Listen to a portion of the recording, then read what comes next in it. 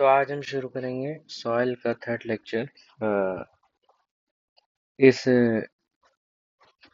YouTube इस soil की। तो आज हम शुरू करेंगे सॉइल का थर्ड लेक्चर।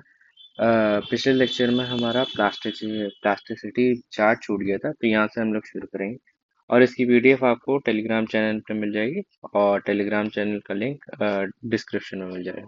ठीक है, तो चलिए शुरू करते हैं। ठीक है, प्लास्टिसिटी चार्ट क्या होता है? ये शो करता है कि क्या प्लास्टिसिटी है ऑफ डिफरेंट डिफरेंट सॉइल। ठीक है, ठीक है, ये होता है प्लास्टिसिटी चार्ट।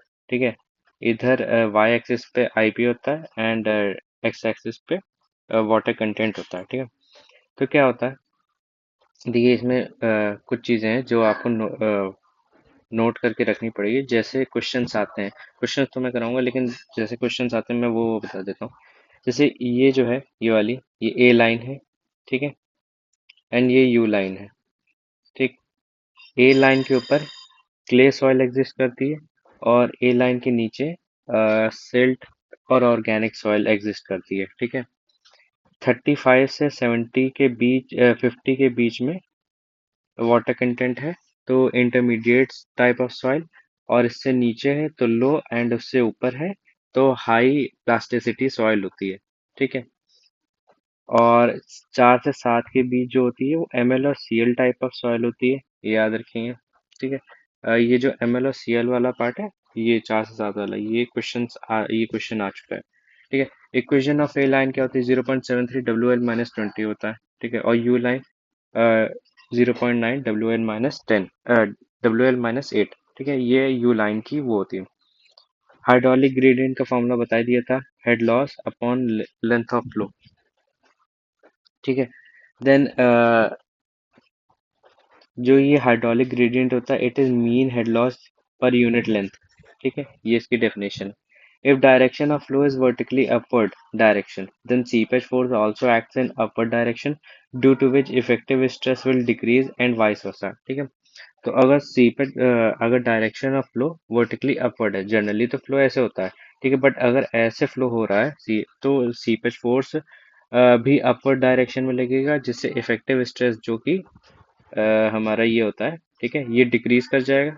ठीक है, तो और जैसे ही अगर यहीं पे सीवेज फोर्स अगर डाउनवर्ड हुआ, तो यहाँ पे इफेक्टिव स्ट्रेस हमारा इंक्रीज कर जाएगा। अ कंडीशन व्हेन सीवेज force is upward, effective stress decreases. A condition where it become zero, जहाँ पे इफेक्टिव स्ट्रेस जीरो हो जाता है, it leads to a condition called quick sand condition, याद रखेंगे। फिर इफ एग्जिट हाइड्रोलिक ग्रेडियंट, ठीक है, is less than critical hydraulic gradient, then quicksand condition can be avoided, याद रखेंगे। ठीक है, एग्जिट हाइड्रोलिक ग्रेडियंट जो है वो क्रिटिकल हाइड्रोलिक ग्रेडियंट से कम होना चाहिए टू क्विक सैंड कंडीशन को अवॉइड करने के लिए। ठीक है, क्विक सैंड को और क्या बोलते हैं? सैंड बस्टिंग बोलते हैं, पाइपिंग बोलते हैं। ठीक है, a condition leads in fine sand, ठीक, एंड कोर्स सैंड, याद रखेंगे। देन यहाँ पे पिछले लेक्चर में भी यहाँ पे एक गलती थी, यहाँ पे मैंने मोड लिख दिया था, यहाँ मोड नहीं होगा, यहाँ लेस ही होगा, आप ध्यान रखेंगे। यहाँ पे लेस कंप्रेसिबिलिटी होगी। देन फर्दर आगे बढ़ते हैं। देखिए, ये सब पढ़ लिया था हम लोग ने, क्विनाइट पढ़ लिया था। ठीक है, इसमें हाइड्रोजन बॉन्डिंग होती है, मॉन्टमॉन्लाइट पढ़ लिया था, इसमें वीकेस्ट बॉन्डिंग होती है।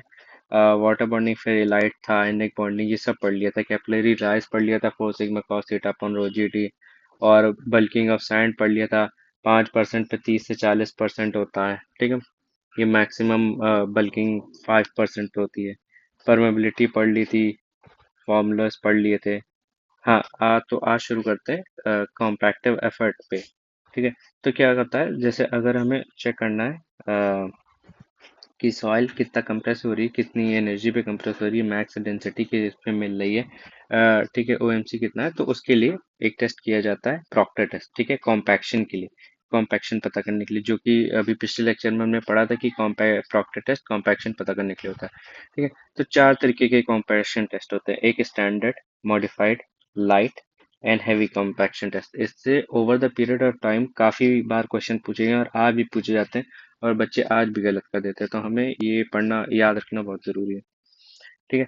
तो मोल्ड का साइज कितना होगा स्टैंडर्ड प्रॉक्टर टेस्ट में? 945, 945। ये मॉडिफाइड प्रॉक्टर टेस्ट में, लाइट कॉम्पैक्शन टेस्ट में 1000 cc, and it is also 1000 cc। Number of layers soil 3, 5, 3 and 5। Number of blows सब में सेम होता है, 25 होंगे। ठीक है। वेट ऑफ हैमर काफी बार पूछा जाता है, याद रखेंगे 2.45 किलो। ठीक है। 4.54 किलो, 2.6 किलो, 4.9 किलो। ठीक है। Height of fall 310 mm, 400, 450 mm, 310 and 450। ठीक है। और एनर्जी जो, कितनी एनर्जी हैमर के द्वारा लगाई जाती है वो कितनी होगी? 595 to 674 kilogram joule per metre cube. Unit भी याद रखेंगे, 593 and 2703 kilogram joule per metre cube. तो इससे क्या होगा? देखिए यहाँ पे होगा ये डिक्रीजिंग ऑर्डर ऑफ एनर्जी। ठीक है। तो सबसे ज्यादा एनर्जी जो होती है वो हाई कॉम्पैक्शन टेस्ट में होती है, फिर मीडियम, फिर modified, then standard and then light compaction test, ये एनर्जी के बेसिस पे। Then relative compaction, dry density in field upon dry density in lab into 100 से करेंगे तो रिलेटिव कॉम्पैक्शन निकल आएगा। ठीक है। एक हैशटैग पॉइंट लिख लीजिए, जो कॉम्पैक्शन होता है, ठीक है, वो फील्ड में ज्यादा पाया जाता है। ठीक है। रिलेट कंपेयर टू लैब, याद रखेंगे। ठीक है। ये क्वेश्चन आ चुका है। देन देखिए, अलग अलग तरीके की सॉइल को कॉम्पैक्ट करना है तो कौन से तरीके के इक्विपमेंट्स और डिवाइसेस यूज होते हैं उस पर डिस्कशन करते हैं। काफी बार क्वेश्चन आया, आरआरबी जेई जो 22 अप्रैल को हुआ था, फर्स्ट या सेकंड शिफ्ट, ये किसी में तो आया था। ठीक है। उसमें क्वेश्चन जो था वो इससे था, शी फुट रोलर से। ठीक है। तो पढ़ते हैं। देखिए, ग्रेवल को या फिर क्रश स्टोन को कॉम्पैक्ट करने के लिए स्मूथ व्हील रोलर यूज किया जाता है। शी फुट रोलर यूज किया जाता है क्ले, ये नीडिंग एक्शन पे चलता है, ये प्रेशर एक्शन पे चलता है। न्यूमेटिक टाइप रोलर यूज किया जाता है मिक्स सॉइल के लिए, नीडिंग और प्रेशर दोनों लगाता है। वाइब्रो फ्लोटेशन ग्रैनुलर सॉइल के लिए यूज होता है। And deep compaction up to 75 metre के लिए हेल्पफुल रहता है। देन देखिए, जो कॉम्पैक्शन होता है वो दो साइड पे होता है, एक ड्राई ओएमसी पे, ड्राई ऑफ ऑप्टिमम पे, एक वेट ऑफ ऑप्टिमम पे। ठीक है। तो जैसे मैं बता देता हूँ क्या होता है जब लोड बढ़ाते हैं ना, तो जैसे ये होता है। ठीक है। ओएमसी ऑप्टिमम मॉइस्चर कंटेंट होता है, तो कौन से ऑप्टिमम मॉइस्चर कंटेंट पे, ठीक है, जितना भी ज्यादा प्रेशर लगाएंगे उस पे कितनी मैक्सिमम ड्राई डेंसिटी अचीव हो रही है वो यहाँ पे प्लॉट किया जाता है। ठीक है। तो अगर जितना जैसे हमने लोड बढ़ाया, ठीक है, ये स्टैंडर्ड पेनिट्रेशन टेस्ट पे था, स्टैंडर्ड प्रॉक्टर टेस्ट पे था, ये मॉडिफाइड प्रॉक्टर टेस्ट पे। मॉडिफाइड प्रॉक्टर टेस्ट में एनर्जी ज़्यादा होती है, ज़्यादा हैमर का साइज होता है। ठीक है। तो हमारा ये ऊपर की तरफ शिफ्ट हो जाता है और लेफ्ट की तरफ, तो इसमें कम ओएमसी पे ज़्यादा ड्राई डेंसिटी अचीव हो रही है, देखिए। ठीक है। तो ये हमारा मैक्सिमम ड्राई डेंसिटी ओएमसी से रिलेटेड है, जिससे मैं बता देता हूँ, the maximum dry density achieved at moisture content is called OMC. ठीक है। With increase in compactive energy, OMC decreases and dry density increases, जैसे कि मैंने इस ग्राफ से बताया था। कॉम्पैक्शन जो मूव होता है वो अप और लेफ्ट तरफ होता है मूव, ये भी बता दिया था। ठीक है। अब इस पे आते हैं, यहाँ पे। ठीक है। एक ड्राई ऑफ ओएमसी होता है, एक वेट ऑफ ओएमसी होता है, जैसे कि यहाँ पे था, ये ड्राई हो गया इधर तरफ एंड ये वेट हो गया। ठीक है। तो जो सॉइल होती है वो ड्राई में फ्लोकुलेटेड होती है, इधर डिस्पर्स होती है। वाटर डिफिशिएंसी इसमें ज़्यादा होती है, इसमें लेस होती है। परमेबिलिटी इसमें ज़्यादा होती है, इसमें लेस होती है। ठीक है। अ, क्योंकि ये फ्लोकुलेटेड स्ट्रक्चर जो कि ऐसे होगा, ठीक है, तो इससे क्या होता है, ज़्यादा स्पेस प्रेजेंट होगी तभी परमिएबल ज़्यादा है। कंप्रेसिबिलिटी लेस होगी, इसमें मोर होगी। हाई, लोअर, स्वेलिंग, श्रिंकेज यहाँ पे लो होगा, यहाँ पे हाई होगा। यहाँ पे पोर वाटर प्रेशर लो होगा, यहाँ पे हाई होगा। यहाँ पे स्ट्रेस स्ट्रेन ब्रिटल होगा या डक्टाइल होगा, यहाँ पे स्ट्रेंथ हाई होगी एंड यहाँ पे लो होगी। ठीक है। Proctor compaction test is done to determine max compaction by weight and can be achieved at OMC। ये हैशटैग पॉइंट है, किसी ना किसी क्वेश्चन में एज अ क्वेश्चन आया होगा किसी भी टेस्ट में, एग्जाम में। ठीक है, तो इस लाइन को याद रखेंगे, Proctor compaction test done at max compaction by weight and can be achieved at OMC. ठीक है, ये पूछा जाता है, आरआरबी जेई में पूछा गया था कि modified Proctor test upon standard Proctor test का जो रेशियो वो कितना होता है, 4.5 होता है, और इसका अपोजिट जो होता है वो 0.22 होता है, और maximum dry density is inversely proportional to OMC, ये भी याद रखेंगे। देन फैक्टर्स अफेक्टिंग कॉम्पैक्शन कौन से होते हैं? Well graded soil has high compaction, याद रखेंगे, well graded soil has high compaction. Poor graded course grain soil has less compaction. Fineness अगर डिक्रीज होगी तो कॉम्पैक्शन डिक्रीज होगा। Well graded course grain soil है तो मैक्सिमम डेंसिटी होगी और लोअर ओएमसी पे मिलेगी। अगर इंक्रीज इन फाइननेस होगा तो मैक्सिमम ड्राई डेंसिटी इंक्रीज करेगी। पुअरली कोर्स ग्रेन सॉइल होगा तो मिनिमम ड्राई डेंसिटी अचीव होगी। फाइन ग्रेन सॉइल होगा तो higher OMC and lower dry density achieve होगी। After compacting, subgrade test to ensure that desired compaction achieved is moisture content and field density determination। Hashtag point है, ठीक है, ये किसी ना किसी पेपर में आया है ये भी, कि कॉम्पैक्टिंग सबग्रेड कौन से टेस्ट होते हैं जो इंश्योर करता है डिजायर्ड कॉम्पैक्शन अचीव हुआ है कि नहीं, वो होता है मॉइस्चर टेस्ट और फील्ड टेस्ट। देन ये भी हैशटैग पॉइंट है, ये पेपर में आया था कि परमिसेबल डिफरेंशियल सेटलमेंट कितना होता है इन क्ले एंड सैंड सॉइल में ऑन आइसोलेटेड फुटिंग। ठीक है, आइसोलेटेड फुटिंग अगर क्ले में है तो 40 mm एंड क्ले सैंड में है तो 25 mm तक परमिसेबल डिफरेंशियल सेटलमेंट हो सकता है पॉसिबल। देन कंसोलिडेशन, ठीक है, ये प्राइमरी कंसोलिडेशन है। ठीक है, primary consolidation 1 degree of consolidation होता है। ठीक है, इसमें क्या होता है, expulsion of pore water pressure होता है इसमें सारे अ, पानी के जो वेपर्स हैं, जो मॉइस्चर है वो रिमूव होता है। Then secondary consolidation 2 degree consolidation होता है। इसमें रीएडजस्टमेंट ऑफ सॉइल सॉलिड्स होते हैं, जो सॉइल के पार्टिकल्स होते हैं ये एडजस्ट होते हैं, फिट बैठते हैं एंड देन सेटल डाउन होता है। ये टाइम डिपेंडेंट प्रोसेस है। देखिए यहाँ पे थोड़ा ये दिख नहीं रहा है, मैं आपको पीडीएफ जो प्रोवाइड करूंगा उसमें आपको साफ दिखेगा, अभी मैं आपको बता दे रहा हूँ कहाँ पे क्या लिखा है। Consolidation depends on permeability, loading condition, and length of drainage path. Then normally consolidated soil जो होती है कौन सी होती है, देखिए, जिसमें प्रेजेंट में जो इफेक्टिव स्ट्रेस है वो ज़्यादा हो compare to effective stress on past on that soil. ठीक है, slope of void ratio and effective stress is called coefficient of compressibility. इसे एवी से रिप्रेजेंट किया जाता है। ठीक है, तो मैंने बता दिया कि कोफिशिएंट ऑफ कंप्रेसिबिलिटी क्या होता है, it is the ratio of avoid ratio and effective stress, जो कि ये फॉर्मूला हमें बताता है, काफी इंपॉर्टेंट है। ठीक है, तो ये हमारा ग्राफ है, यहाँ पे इफेक्टिव स्ट्रेस हो गया ये कॉनकेव शेप का होता है। देन एक कोफिशिएंट ऑफ कंप्रेशन होता है, ठीक है, जो प्राइमरी कंसोलिडेशन को शो करता है। ये होता है slope of void ratio and log of effective stress is called coefficient of compression, जिसे कंप्रेशन इंडेक्स भी बोलते हैं। ठीक है, इसमें ये जो ग्राफ होता है ये लीनियर होता है, ये उसका फॉर्मूला। एंड कोफिशिएंट ऑफ जो कंप्रेशन है या फिर कंप्रेशन इंडेक्स बोलते हैं, उसकी जो वैल्यू होती है वो 0.1 से लेकर 0.8 होती है। ठीक है, और coefficient of compression for undisturbed clay with undisturb clay जिसे अनमोल्डेड क्ले भी बोलते हैं, तो 0.009 WL-10 होता है। ठीक है, और जबकि रिमोल्डेड क्ले के लिए 0.007 WL-10 होता है। इसको याद रखने का तरीका ये है कि अनमोल्डेड है तो बड़ा होगा और रिमोल्डेड है तो छोटा होगा। ठीक है, ऐसे याद रख सकते हैं, 0.009 WL-10 और 0.007 WL-10।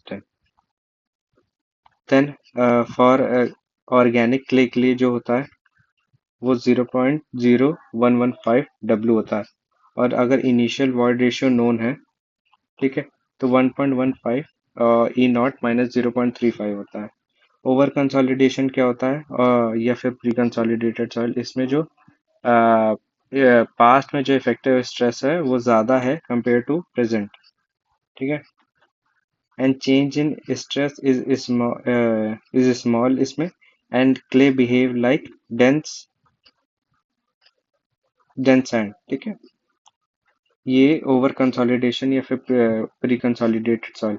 फिर ओसीआर, ये ओसीआर जो होता है वो ओवर कंसोलिडेटेड रेशियो होता है, ठीक है।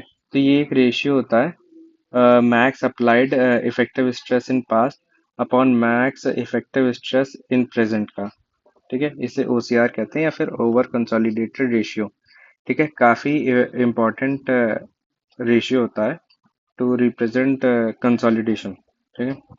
अगर ओसीआर ग्रेटर देन 1 है तो ये हमारा ओवर कंसोलिडेशन शो करेगा, और ओसीआर अगर 1 से कम है, 1 से ज़्यादा है तो ओवर कंसोलिडेशन, और 1 से कम है तो नॉर्मली कंसोलिडेटेड शो करेगा, ठीक है। ओसीआर क्या होता है? Max applied effective stress in past upon max effective stress applied in present. फिर तरजागी पे आते हैं, ठीक है। तरजागी 1 डिग्री कंसोलिडेशन। देखिए, फादर ऑफ सॉइल एक क्वेश्चन है कि आया था कि फादर ऑफ सॉइल किसे कहा जाता है, तो तरजागी जो है वो होते हैं हमारे फादर ऑफ सॉइल मैकेनिक्स। तो तरजागी क्या शो कर रहे थे कि कंसोलिडेशन के बारे में बता रहे थे। तो अजम्पशंस लिए थे कुछ, और ये अजम्पशंस काफी बार पूछे जाते हैं, ईएसी तक में भी पूछे जाते हैं कि सेमी इनफाइनाइट है, होमोजीनियस है सॉइल, आइसोट्रोपिक है, Darcy law is valid, flow of water is only vertical, soil is saturated, no change in soil structure और valid for primary consolidation। ये फॉर्मूला हम लोग ने पीछे पढ़ा था। It is about coefficient of permeability. Then degree of consolidation, degree of consolidation को U से रिप्रेजेंट करते हैं, ठीक है।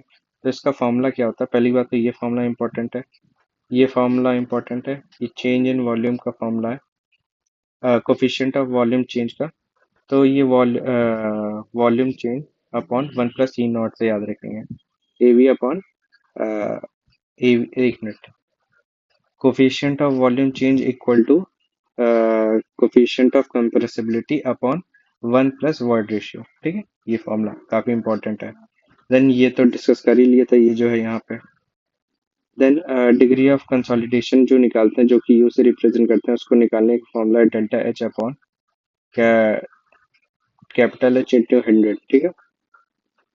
ये फॉर्मूला इंपॉर्टेंट है, एंड ये फॉर्मूला भी इंपॉर्टेंट है, E naught minus E upon E naught minus E final, ठीक है। इससे डिग्री ऑफ कंसोलिडेशन निकल आएगा, एंड यहाँ से भी डिग्री ऑफ कंसोलिडेशन निकल आएगा, you initial minus you final upon you initial minus U T upon you initial minus you final से, ठीक है।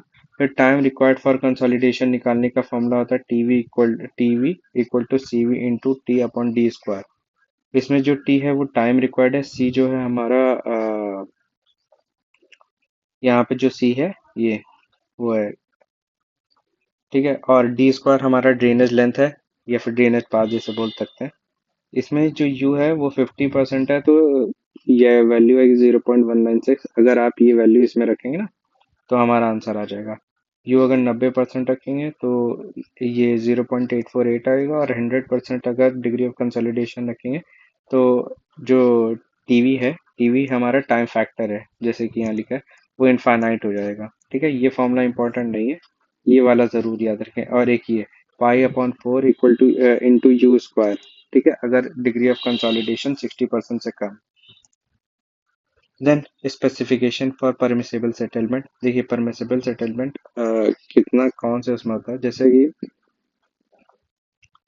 आइसोलेटेड फुटिंग ऑन क्ले है तो 65 mm होगा, और आइसोलेटेड फुटिंग ऑन सैंड है तो 40 mm होगा, ठीक है। वहां पे हमने पढ़ा था, जैसे कि यहाँ पढ़ा था ना, कि परमिसिबल सेटल डिफरेंशियल सेटलमेंट की बात कर रहे हैं, परमिसिबल डिफरेंशियल सेटलमेंट। यहाँ पे सिर्फ परमिसिबल सेटलमेंट की बात कर रहे हैं। तो परमिसिबल सेटलमेंट कितना आएगा? For clay it is 65 mm, and it is for sand 40 mm। And अगर राफ्ट फाउंडेशन ऑन क्ले है तो 65 से लेके 100 mm, और ऑन सैंड है राफ्ट फाउंडेशन तो 40 से लेके 65 mm तक, जो कि यहाँ लिखा है। Then coefficient of recompression, C R की वैल्यू जो होती है रिकम्प्रेशन की, वो 1/5 से लेके 1/10 तक होती है अब कोफिशिएंट ऑफ कंप्रेशन, ठीक है। कोफिशिएंट ऑफ रिकम्प्रेशन का फॉर्मूला भी सेम होता है, बट इट इज 1/5 से लेके 1/10 times of coefficient of compression. ठीक है। फिर आगे बढ़ते हैं। देखिए, सॉइल में जो भी कोहेजन्स नहीं, क्या कहेंगे उसे,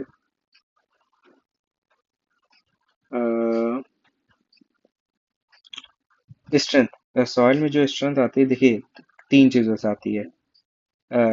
इंटरलॉकिंग ऑफ पार्टिकल से, कोहेजन एंड एडिशन से, और फ्रिक्शनल रेजिस्टेंस से। ठीक है। अगर coarse grain shear strength due to interlocking and friction, ठीक है, ये कोर्स ग्रेन जो कि सैंड होती है वो इंटरलॉकिंग की वजह से होता है। जो फाइन ग्रेन सॉइल होती है, soil strength due to friction and cohesion. ठीक है। फ्रिक्शन एंड कोहेजन की वजह से फाइन ग्रेन्स, और प्योर क्ले स्ट्रेंथ है तो वो सिर्फ कोहेजन से आएगी। फिर Mohr Coulomb theory, according to this shear strength of soil depends upon cohesion, angle of internal friction और normal stresses on critical path। ये मोहर कोलम थ्योरी के हिसाब से है। ठीक है। तीन चीजों पे डिपेंड करता है, cohesion, angle of internal friction और नॉर्मल स्ट्रेसेस पे। लिमिटेशन क्या है मोहर कोलम थ्योरी की? 2D स्ट्रक्चर 2D के लिए थी, बट कंडीशन 3D थी हमारी। मोहर envelope was straight line but was slightly curved for over consolidated soil के लिए। ठीक है। मोअर एनवेलप जो था वो स्ट्रेट लाइन थी, बट ओवर कंसोलिडेशन सॉइल के लिए थोड़ा सा कर्व था। Cohesion and angle of internal friction depends upon type of soil, drain condition और वाटर कंटेंट पे। ठीक है।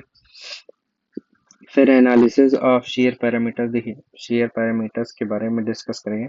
ये तीन तरीके की होती हैं। एक अनड्रेन्ड शेयर, दो तरीके की होती है। पहले तो अनड्रेन्ड शेयर पैरामीटर्स और एक drained parameters.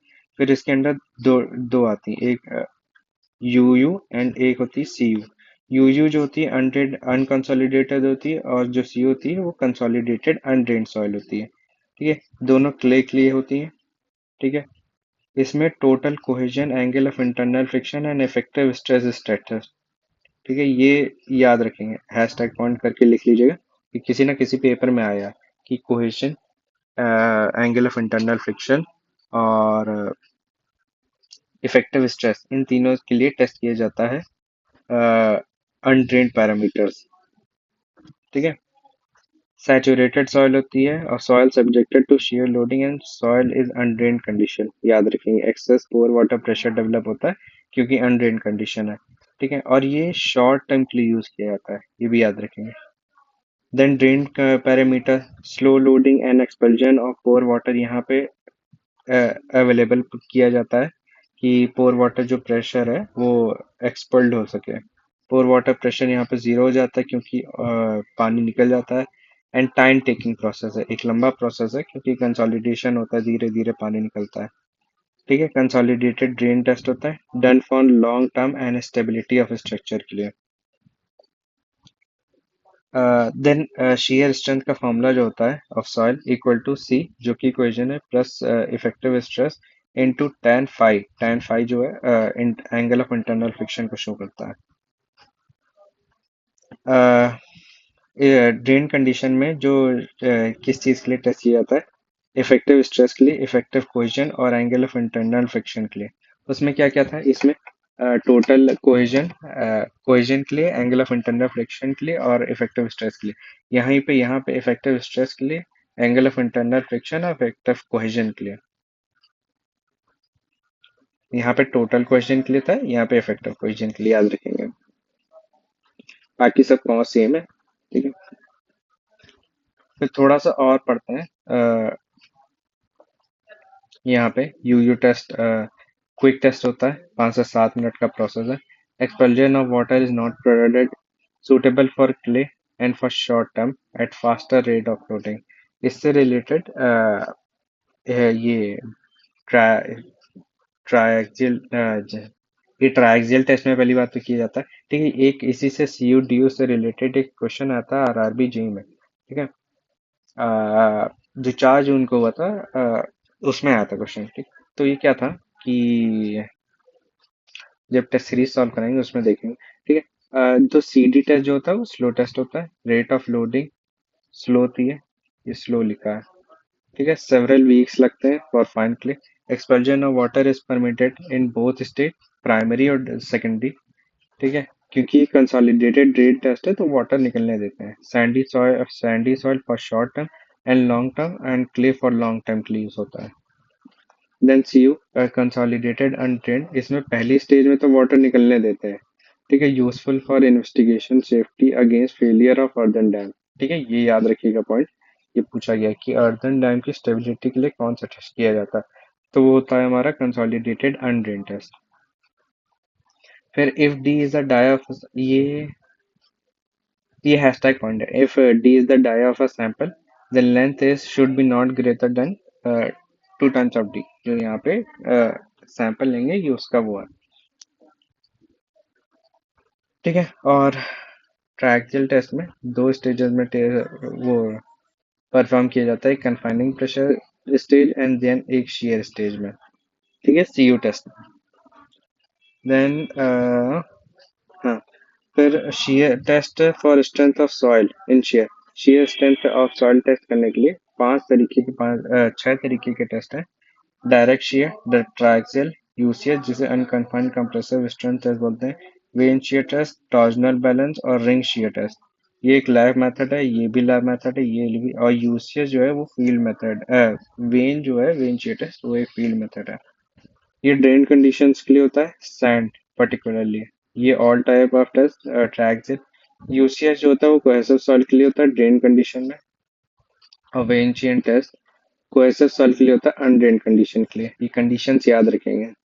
And can also भी लैब मेथड। ठीक है, ये याद रखेंगे, लैब मेथड भी कह सकते हैं एंड फील्ड मेथड भी कह सकते हैं। वेंचियर टेस्ट को अनड्रेन कंडीशंस में, यहीं पे यूसेज जो होता है वो ड्रेन कंडीशंस में होता है। ठीक है, एक क्वेश्चन पूछा गया था वेंचियर टेस्ट से कितने ब्लेड्स होते हैं, तो याद रखेंगे 4 ब्लेड्स होते हैं। देन ये यहाँ से डायरेक्ट शेयर टेस्ट के बारे में इंफॉर्मेशन दी है, डायरेक्ट शेयर टेस्ट। ठीक है, तो डायरेक्ट शेयर टेस्ट के बारे में यहाँ से हम लोग कल पढ़ेंगे। ठीक है, ये डायरेक्ट शेयर टेस्ट और यहाँ पे यूसीएस टेस्ट एंड मोह सर्कल ये सब आगे पढ़ेंगे। ठीक है, आज के लिए इतना ही रखते हैं, कल हम दोबारा आएंगे वो अपना चौथे लेक्चर में, और आगे थोड़ा फर्दर डिस्कशन करेंगे, और 2 दिन में हमारा सॉइल कंप्लीट हो जाएगा। फिर इसके बाद नया सब्जेक्ट लेंगे एंड देन आगे फर्दर प्रोसीड करेंगे। तो लाइक शेयर सब्सक्राइब कीजिएगा एंड थैंक यू।